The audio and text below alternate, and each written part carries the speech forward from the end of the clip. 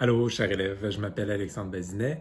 Je suis un conseiller pédagogique. Mon travail, c'est d'aider les profs à intégrer la technologie dans la classe. Mes élèves à moi, c'est vos profs. Aujourd'hui, par exemple, je fais une vidéo pour toi parce qu'il y a des bonnes chances que ton prof, avec tout ce qui se passe en ce moment, se soit mis à utiliser Google Classroom pour la première fois. Puis souvent, quand c'est la première fois pour le prof, ben, ça va être la première fois pour toi aussi. Donc aujourd'hui, dans mon vidéo, je fais semblant d'être un élève qui a reçu des choses de son prof. Suis-moi dans ce que je fais. C'est pour t'aider à te donner une image de ce que ça peut être Google Classroom. J'ai essayé de prendre plein d'exemples de ce que les profs auraient pu faire, puis vous montrer qu'est-ce qu'on peut faire avec ça quand on est un élève pour bien faire les choses. Première étape, c'est de se connecter au service Google. Google Classroom, c'est évidemment un service Google, donc il faut venir ici, sur la page d'accueil de Google, et écrire ton 851. Avec ton code, la même chose que tu utilises pour tous les ordis de l'école, c'est le même code partout. Une fois que tu es connecté, tu arrives sur la page d'accueil, tu choisis Google Classroom dans les... c'est un des choses qui est dans le lanceur d'application de Google ici. Sinon, tu écris classroom.google en haut et tu devrais arriver sur Google Classroom. Mais souvent, en ce moment, ce que tu vas avoir reçu, c'est un courriel avec des indications de ton prof qui va te mener directement au Classroom. Ça peut arriver aussi, ça t'amène à la même place, c'est correct tant que tu es connecté. Là, on voit ici que je suis bien connecté. On voit que chacun des carrés ici, c'est une classe pour moi, c'est un cours. Donc, on voit que je suis abonné à vraiment beaucoup de cours. C'est normal parce que ce compte-là, il ne sert pas à des vrais cours, il sert à montrer aux gens, comme je fais en ce moment. Donc, le cours qui nous intéresse aujourd'hui, celui que j'ai fait pour vous montrer comment ça fonctionne, c'est le cours démo ici. En ce moment, je suis déjà connecté. Si je n'avais pas été connecté, j'aurais eu à rejoindre le cours ici comme ça. Ça ici, c'est quand mon prof m'a invité de son côté. Mon prof, il a l'occasion d'entrer mon courriel, mon 851 quelque part, puis là, ben, ça m'invite sur son cours. C'est ça que ça donne quand j'arrive, puis que je n'ai pas encore rejoint le cours. Ici, je l'ai déjà rejoint, là, je ne l'ai pas encore rejoint. Un autre moyen aussi, c'est si mon prof m'a envoyé son code de cours. À ce moment-là, le cours ne va pas apparaître ici. Il faut que je vienne dans le plus, puis que je vienne écrire le code de cours ici. Rejoindre le cours. Mais là, ici, j'ai déjà rejoint le cours, puis j'ai juste à cliquer ici pour rentrer dans le cours pour voir ce que mon prof veut faire. En arrivant dans le cours, la page d'accueil, c'est le flux, ici. Dans l'onglet flux, c'est là où il y a les messages du prof. Donc, on voit ici que mon prof, Alexandre Bazinet, m'a donné un message. Je vois l'heure à laquelle il me l'a envoyé. C'est écrit « Bonjour les élèves, je vous ai envoyé du travail. N'hésitez pas à écrire ici si ce que vous avez à dire concerne toute la classe. » Ah, donc ce qu'il me dit, c'est que ici, je peux écrire moi aussi. Puis je peux venir écrire, puis toute la classe va le voir. Et je peux même lier quelque chose qui vient de mon Google Drive, un lien Internet, un fichier ou une vidéo YouTube, puis toute la classe va le recevoir. Donc, ça devient notre fil de conversation. Le flux, ça sert à ça.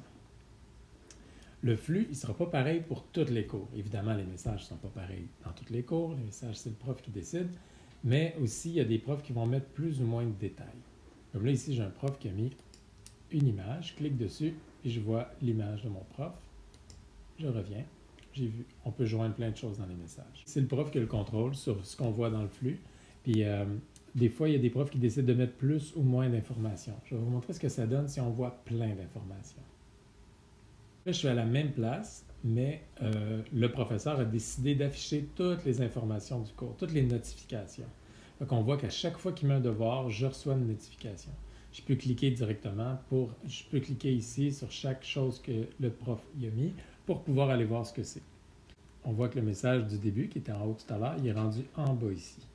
Donc, je suis toujours dans la page flux, puis maintenant, j'ai des choses qui sont là. Mon message à moi, il est là. Donc, je retrouve mes trucs. Maintenant, je vais vous montrer si le prof affiche encore plus d'informations, ce que ça donne. Donc, ici, on a la version avec le plus de détails. Donc, je suis toujours dans le flux. Il y a les messages, il y a les notifications de nouveaux travaux, mais en plus, il y a des détails des nouveaux travaux. On voit déjà les indications qui ont rapport avec ces travaux-là. On voit déjà les pièces jointes de ces travaux-là. Donc, il y a des profs qui vont décider de faire ça. Il faut comprendre qu'est-ce qui se passe.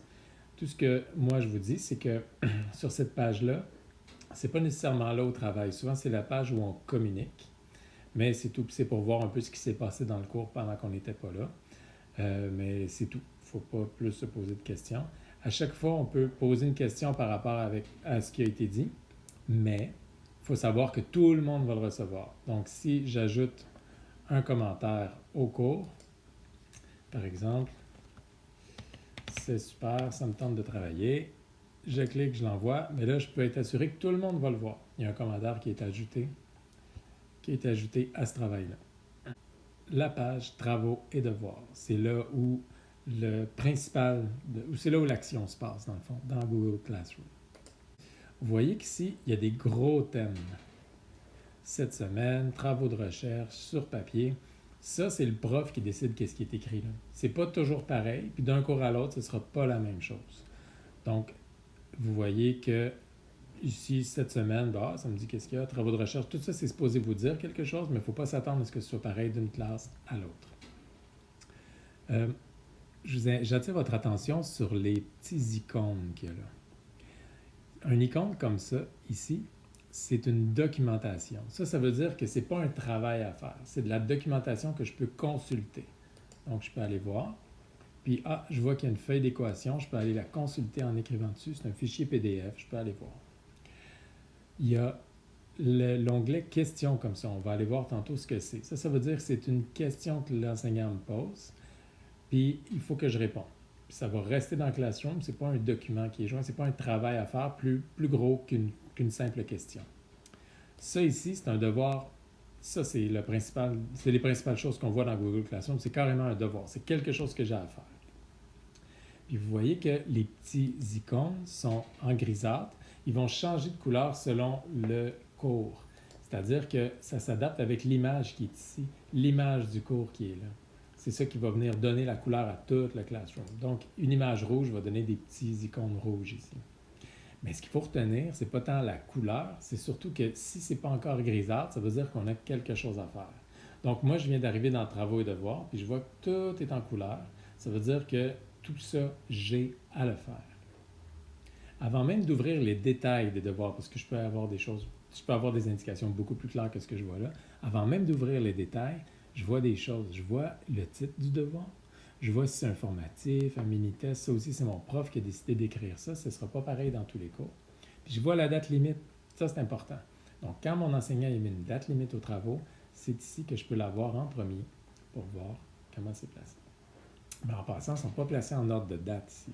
Ils sont placés selon l'ordre que le prof a décidé de les mettre. Dans Classroom, c'est le prof qui décide à peu près de tout, comment les choses apparaissent. On commence. On va aller voir la feuille d'équation à consulter. J'ai rien à faire, ça fait mon affaire, on va aller voir. Donc, je clique là-dessus, je fais afficher le support. Je rentre dans les détails de cette documentation-là. Je peux aller consulter la feuille d'équation que mon enseignant a mis. Ça, c'est un PDF dans ce cas-là. J'ai rien à faire, je peux l'avoir, mais ça veut dire que je peux l'utiliser aussi. D'habitude, quand un enseignant a quelque chose en documentation, c'est pour que les élèves puissent avoir ça sous la main facilement pour aller le voir puis aller le consulter. Si j'ai une question, ou si j'ai quelque chose à dire, un commentaire, mais je peux l'écrire. Puis c'est écrit « Ajouter un commentaire au cours pour m'aider à comprendre ce qui se passe ». Mais quand c'est un commentaire au cours, il faut savoir, dès que ce n'est pas écrit privé, ça veut dire que tout le monde va pouvoir le voir. Donc, si j'écris quelque chose ici, toute la classe va le recevoir.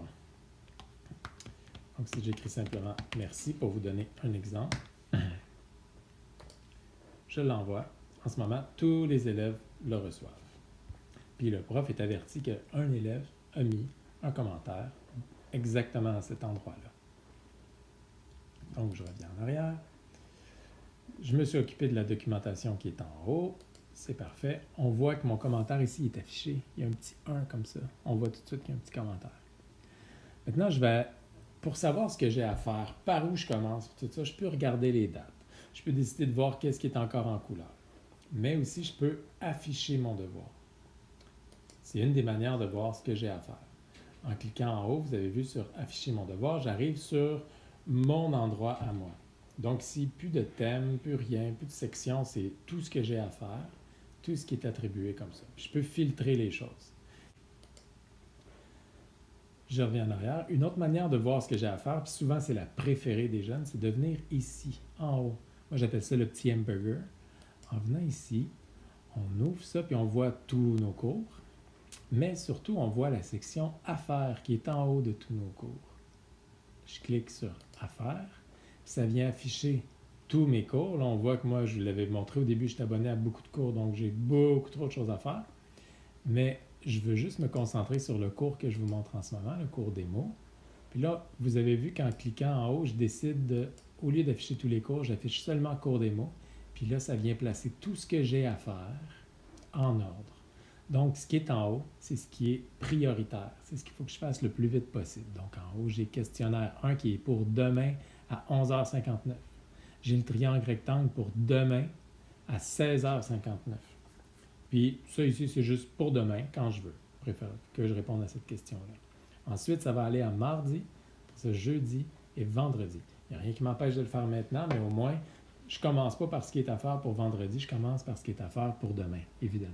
Donc, je peux cliquer directement ici, puis ça me mène directement à la bonne place pour voir ce que j'ai à faire. Donc, si vous voulez retenir quoi faire, quand on est sur le cours, qu'est-ce que je fais, qu'est-ce que j'ai à faire, par où je commence? Je peux aller dans Travaux et devoirs, puis regarder ce qui est à faire. Je peux aller dans la section Afficher votre devoir ici, on va voir ce que j'ai à faire. Et je peux aller dans la section Affaires, qui est dans le hamburger. C'est ce que je vous conseille de faire. On affiche le cours qui nous intéresse ici. Puis il y a un autre moyen de voir ce qu'on a à faire aussi, quand les profs, mais ça marche seulement quand les profs ont mis des dates de remise, donc il faut faire attention. S'il n'y a pas de date de remise, ça n'apparaîtra pas, c'est sur l'agenda. Donc je clique sur l'agenda. Aujourd'hui, on est dimanche le 10 mai pour moi. Ici, je viens d'afficher la semaine prochaine. Je me promène d'une semaine à l'autre comme ça. C'est mon calendrier, donc tous ces travaux-là ont des dates de remise. Puis il faut faire attention, comme je vous dis, ce n'est pas toujours tous les travaux qui ont des dates de remise. Il y a des enseignants qui n'en mettent pas.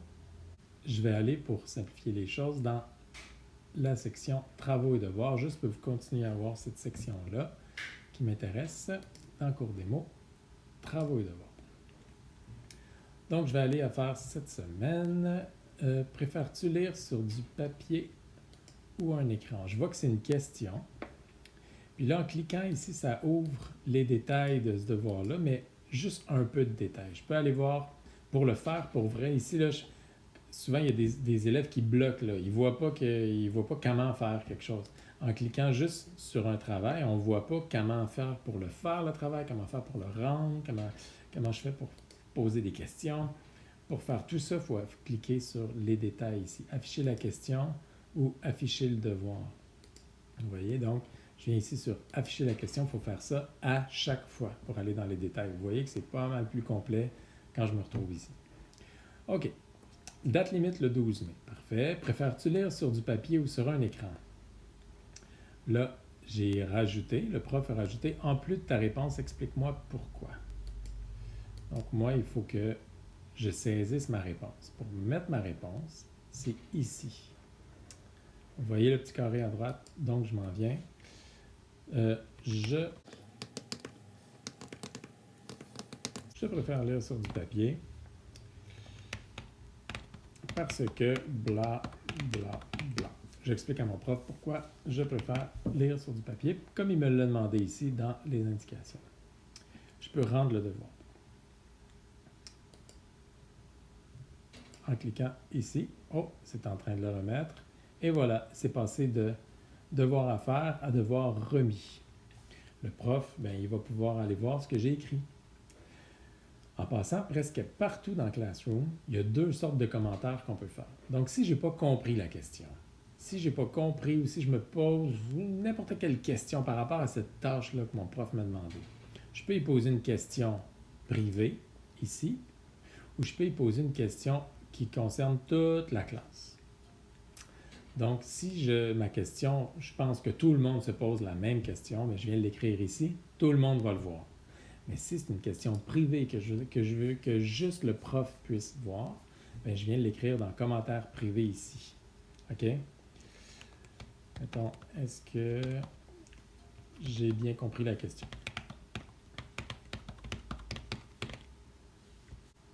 Par exemple. Donc, je viens poser la question. le prof va recevoir un courriel, puis il va pouvoir après ça venir me répondre, puis il va pouvoir avoir une conversation. Je reviens. En arrière, travail devoir. Là, vous voyez que j'ai répondu à cette question-là. C'est ce que je viens de faire. Ça vient de devenir gris. Donc, j'ai plus à le faire. Ça veut dire que c'est réglé, ça, pour moi. J'ai plus à m'en occuper. Si je m'en vais dans questionnaire, là, je vais aller afficher les devoirs. Remplis ce questionnaire. Ensuite, regarde bien la rétroaction que je t'ai faite pour apprendre de tes erreurs. OK. Donc, ici, j'ai un mini-test. Ici, je pourrais ajouter d'autres choses, mais c'est pas pertinent ici. Puis marquer comme terminé, c'est pas le temps encore. Je ne l'ai pas fait le mini-test, il est ici. Ça, c'est écrit Google Forms, ça veut dire que c'est un formulaire Google que mon prof m'a envoyé. C'est un questionnaire que j'ai à faire. Je vais cliquer là-dessus. Ça va l'ouvrir automatiquement. Puis, j'ai des choses à faire. Mon adresse courriel, mon prof a décidé de l'enregistrer automatiquement. C'est souvent comme ça dans le Classroom. Mais il me demande quand même mon nom et mon prénom. Alex Paz. Quelle est la couleur du cheval blanc de Napoléon? Bonne question. Je crois que c'est blanc. Ensuite, en quelle saison sommes-nous? Je vais faire exprès pour me tromper parce que je veux que vous voyez ce que c'est quand il y a une erreur. Donc, je vais dire hiver. Quoi qu'il fait tellement froid en ce moment que c'est peut-être l'hiver. Oh, là, je vois, mon prof a joint une vidéo. Donc, je peux écouter la vidéo comme ça. Hey, regarde, Julien, je viens de m'acheter un bol. OK, j'ai écouté toute la vidéo. Quel type de complément doit être présent? Donc, je vais écrire la bonne réponse directe. Est-ce que les humains ont déjà marché sur la Lune? Je vais dire oui. Puis ensuite, quand j'ai terminé, je clique sur Envoyer après avoir révisé toutes mes réponses, être sûr que tout est bien. Je clique sur Envoyer. Si je ne fais pas Envoyer, je vais perdre mes réponses. Elles ne sont pas sauvegardées automatiquement. Donc, je vais l'envoyer. Ici, réponse envoyée et devoir marqué comme terminé. Parfait, c'est ce que je veux. Mon devoir est envoyé, c'est marqué comme terminé. Mon prof va savoir que je l'ai fait à temps. Donc, je vais faire afficher les résultats. Puis ça me montre que j'ai eu 2 sur 3. Cheval blanc, c'était bon, c'est vert. Oh, en quelle saison sommes-nous? J'ai marqué hiver, puis c'était été. OK. Écoute cette vidéo, il n'y a rien à faire. Ici, quel type de complément doit être présent direct? Puis là, mon prof a rajouté un commentaire ici. Et celui-ci doit être placé devant le verbe, mon prof a fait une faute, pour que le BPA s'accorde. Est-ce que les humains ont déjà marché sur la Lune? Oui, bravo, c'est la bonne réponse. Encore là, mon prof m'a fait un commentaire. J'ai vu ce que j'ai à faire comme il me l'a demandé. C'est super. Je fais ouvrir le devoir pour revenir à la même place. Donc, on voit qu'automatiquement, mon devoir s'est mis en mode remis. Donc, je pourrais annuler la remise si je voulais recommencer le questionnaire ou quelque chose comme ça, mais non, tout s'est mis comme terminé, c'est parfait. Je n'ai pas de commentaire à dire à personne, tout est réglé, donc je peux revenir à mon cours tel qu'il était. Donc, je reviens dans Travaux et devoirs, puis on voit que j'ai fait 2 choses, ça a été grisâtre. Là, je vais aller dans la section à faire juste pour vous montrer une autre manière de faire les travaux. Je m'en vais dans la section à faire, j'isole le cours qui m'intéresse en ce moment. Puis là, je vois que ce qui presse le plus, c'est le triangle rectangle. Je clique sur triangle rectangle, dessine un triangle rectangle sur une feuille, prends-le en photo, joins cette photo à ce devoir, puis marque-le comme terminé. OK, parfait. Là, j'ai quelque chose à vous expliquer. On n'est pas obligé de faire des choses tout le temps en numérique, tout le temps devant un écran. L'enseignant peut nous demander de faire quelque chose sur une feuille, puis de décider de le joindre en photo ou de faire une vidéo de notre côté avec notre téléphone cellulaire ou celui de nos parents, puis de joindre ça au devoir après. C'est possible. Là, vous ne me voyez pas en ce moment, mais je suis en train de faire un triangle rectangle. Puis, ce que je vais faire, c'est là, j'ai plusieurs choix pour le rendre et le donner à mon prof ou à ma prof. Ce que je vais faire, c'est si j'ai accès à un cellulaire, ben je vais mettre l'application Google Classroom sur le cellulaire. Mais si j'y ai pas accès, je vais le prendre en photo puis je vais me l'envoyer par courriel. Le but, c'est de le rendre numérique, tout ça. D'essayer de prendre une photo de la manière. Il faut se débrouiller, il faut réussir à le prendre en photo. Moi, ce que je vais faire, c'est aller sur mon cellulaire puis le prendre en photo dans l'application Google Classroom. C'est super facile parce que en plus, dans l'application Google Classroom, je suis connecté avec mon 851. Donc, ça va être facile pour moi de joindre le devoir. Sur un cellulaire, ça a l'air de ça, ou à peu près. Donc, je clique sur le cours qui m'intéresse, travaux et devoirs, puis je retrouve la même chose que j'avais sur mon autre appareil. Puis là, je m'en vais dans la section sur papier parce que c'est là qu'on me demande de faire un triangle rectangle. Puis là, on voit qu'en bas de l'écran, j'ai votre devoir. Puis c'est là aussi que je peux ajouter un commentaire privé. Donc, je clique là-dessus, ça ouvre les options. Je pourrais ajouter un commentaire privé. Pour ajouter une pièce jointe, c'est là que je vais avoir plein d'options, plus d'options que sur un ordinateur ou un Chromebook. Une des options, c'est utiliser l'appareil photo. C'est ce que je vais faire. Ça ouvre l'appareil photo. Puis là, je prends en photo mon œuvre d'art. Je dis utiliser la photo. Puis ça vient le joindre à mon devoir dans Classroom. Puis comme ça, mon prof va le recevoir. Puis c'est facile comme ça, de cette manière-là, d'ajouter du papier ou des vidéos ou n'importe quoi à Classroom. Je le marque comme terminé. Une fois que mon travail est arrivé, je vais rendre le devoir. Et voilà, en bas, Classroom me confirme que mon devoir a été remis. Je peux annuler la remise. Ils vont toujours me dire « Ah, est-ce que tu veux annuler la remise? » On peut faire ça, revenir en arrière. À chaque fois, le prof va être averti qu'on a annulé la remise. Donc, on voit qu'un nouveau travail est devenu grisâtre. Il m'en reste 4. Mais en attendant que mon prof corrige, je vais continuer à travailler.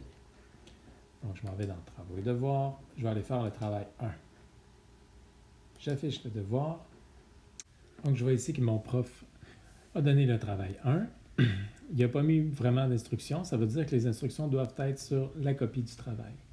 Donc, quand je viens ici, je peux voir que, en cliquant ici, là, je peux voir la grille d'évaluation que le prof va utiliser. Puis, je peux me créer une copie du fichier que mon prof... Au fond, ici, il y a un démo de travail à faire. Mon prof a créé un original, puis moi, il faut que je me crée une copie pour pouvoir travailler. Donc, je m'en viens ici, je fais une copie. Ma copie est créée. Je clique dessus.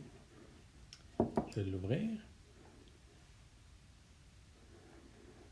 Donc, on voit que c'est écrit « Démo de travail à faire », c'est le titre du document. Il y a mon nom qui va être écrit ici, puis il y a le titre du travail.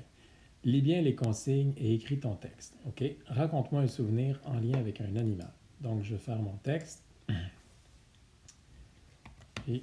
Et voilà, j'aime mon chien. C'est un super texte.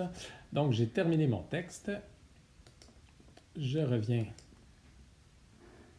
ici et je peux rendre mon devoir. Donc, tout le long que j'écris, dès que j'ai ouvert le document la première fois, mon prof va être capable d'aller voir ce que j'écris pendant que je l'écris.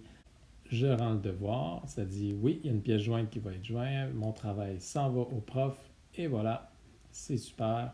Le prof reçoit mon travail, j'ai rien de plus à faire, c'est remis, c'est clair, c'est écrit remis ici, j'ai fait mon travail. OK, on revient à travaux et devoirs, j'ai fait tout ça. Maintenant, il y a un document collaboratif ici. Je vais aller voir, j'affiche les détails comme il faut que je fasse chaque fois.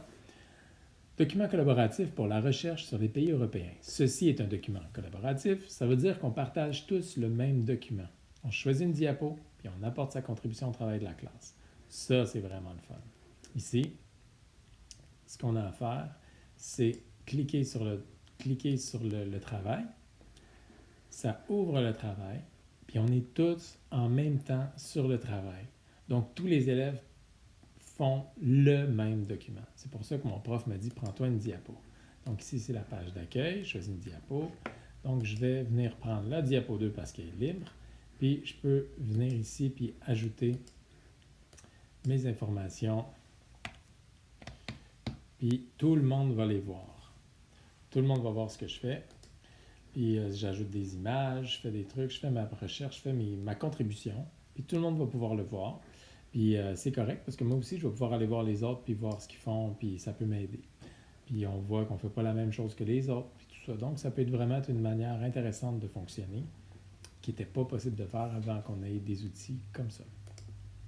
Donc, quand j'ai terminé, je m'en viens ici, je dis « On est tous sur le même document, mais moi, j'ai terminé. Peu importe, je n'ai pas à m'occuper des autres. Moi, je le marque comme terminé. Je l'ai fait, puis tout ça. Donc, quand on marque comme terminé, on perd l'accès au document. On ne peut plus le modifier après.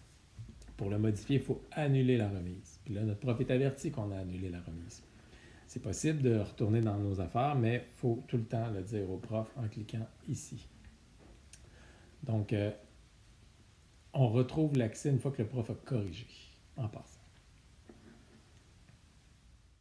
Une des dernières choses que je veux te montrer avant de te laisser tranquille avec mon Classroom, c'est ici, créer toi-même un document. Donc, si j'affiche ce devoir-là, mon prof me demande de créer un document à propos du thème de la semaine. OK, je fais une recherche. N'oublie pas d'ajouter 3 aspects à ton sujet. N'oublie pas d'ajouter ton travail à ce devoir, évidemment. Donc là, mon enseignant me donne la possibilité de faire le travail que je veux. Pas le travail que je veux, mais sur le support que je veux. C'est à moi de décider qu'est-ce que je vais venir ajouter ici dans la section « Ajouter ou créer ». Donc ici, mon enseignant n'a rien mis. Je m'en viens dans « Ajouter ou créer ». Puis je peux décider quel type de document je veux faire. Si c'est quelque chose qui est déjà sur mon ordinateur ou dans mon Google Drive, je vais venir le chercher ici. Sinon, je vais venir créer un document Google ici. Moi, ce que je veux faire aujourd'hui, c'est créer un Google Slide. Là, je vais venir dans Slide, ça vient le créer, ça va déjà être joint au devoir, je n'aurai pas besoin de venir le coller ici après. C'est déjà bien identifié. Donc, pour aller le faire, je vais cliquer dessus, ça va aller l'ouvrir sur mon ordinateur ou mon iPad ou ma tablette ou mon Chromebook ou n'importe quoi. Ça va venir l'ouvrir, puis je vais pouvoir commencer à travailler. Mon animal. Et quand j'ai fini, évidemment, il ne faut pas que j'oublie de rendre le devoir. On va aller voir si mon prof m'a corrigé. Je vais aller dans Travaux et devoirs, afficher mon devoir. On voit que ma note est rendue comme ça. Super. Ça va bien, ça va bien. Tout est remis. Donc, c'est un petit tour de Classroom. N'hésite pas à poser des questions à ton enseignant. Au pire, ton enseignant va me poser des questions, mais il va pouvoir te répondre éventuellement. C'est très important. Donc, il ne faut jamais rester dans le vide devant Classroom. Jamais se dire « Ah, ça doit être évident, mais je ne comprends pas. » Il ne faut pas hésiter à poser des questions. Puis pour poser des questions, je répète qu'il y en a plein de moyens. Soit qu'on partage une information avec la classe, soit qu'on s'en vient dans un travail et qu'on pose une question à l'enseignant. Alors, amuse-toi bien avec Classroom. À bientôt.